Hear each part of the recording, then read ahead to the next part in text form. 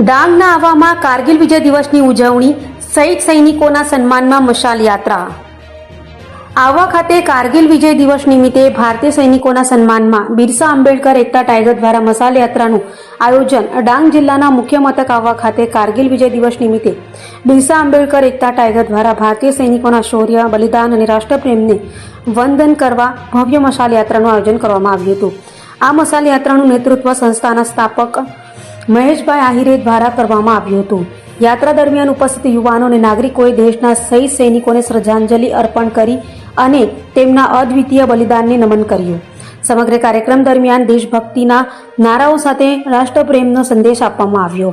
મહેશભાઈ આહિરે પોતાના સંબોધનમાં જણાવ્યું હતું કે કારગિલના શહીદોએ પોતાના પ્રાણોની આહુતિ આપી દેશની સરહદોનું રક્ષણ કર્યું છે। તેમનું બલિદાન દેશવાસીઓ માટે સદૈવ પ્રેરણાત સ્ત્રોત રહેશે। દરેક નાગરિકનું કર્તવ્ય છે કે તે આપણા વીર સૈનિકોના ત્યાગ અને સમર્પણને હંમેશા યાદ રાખે અને રાષ્ટ્રહિતને સર્વોપરી માને।